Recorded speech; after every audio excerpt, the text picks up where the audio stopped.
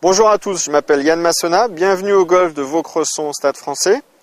Nous allons voir dans cette séquence les différentes fonctions du grip, de position des mains sur le club, pour pouvoir avoir le maximum de vitesse, créer des leviers avec les poignets, avoir une phase de club qui revient square à l'impact, ce qui permet d'avoir un contrôle de la phase de club et d'amener la balle à la cible.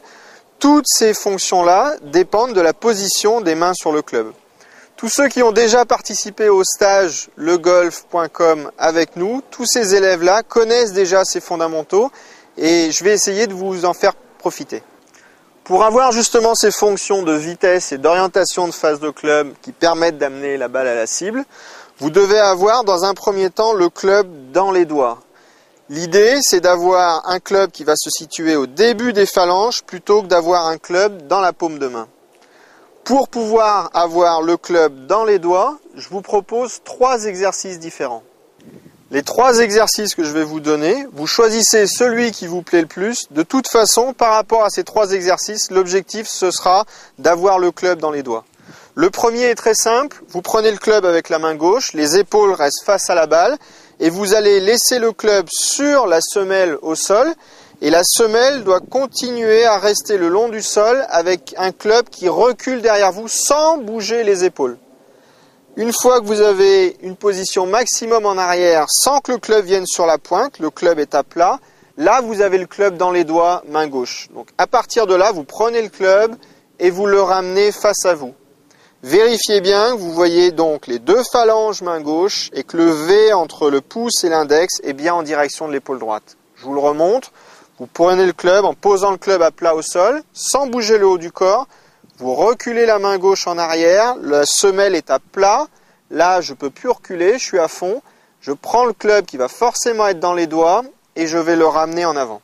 Ça, c'est le premier exercice. Le deuxième exercice, qui peut remplacer celui-là, c'est de placer la main gauche naturellement, quand vous êtes en posture, face à vous. Là, elle va se placer à peu près à 90 degrés, ça c'est la position naturelle du poignet.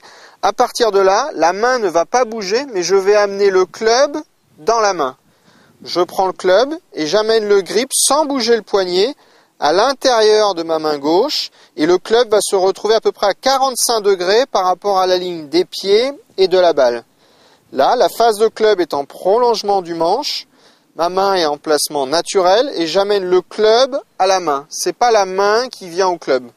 Là, une fois que j'ai ce club qui est dans les doigts, je vais pouvoir ramener la face de club en direction de la cible. Le dos de la main gauche et la face de club ont exactement la même orientation.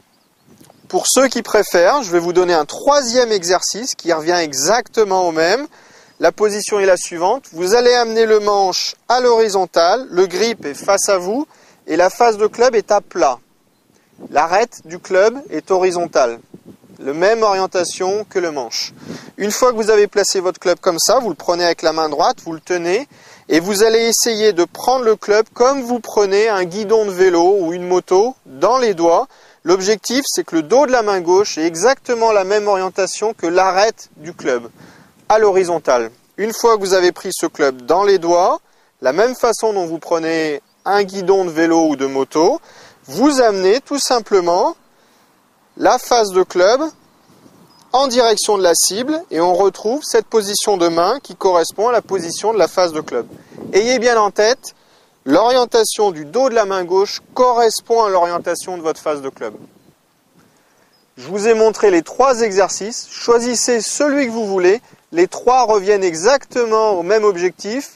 Le but du jeu, c'est d'avoir un club dans les doigts pour pouvoir créer le maximum de vitesse et avoir une relation entre l'orientation de la face de club et le dos de la main gauche. Ce qui va vous permettre de maîtriser l'orientation de la face de club pendant le swing naturellement.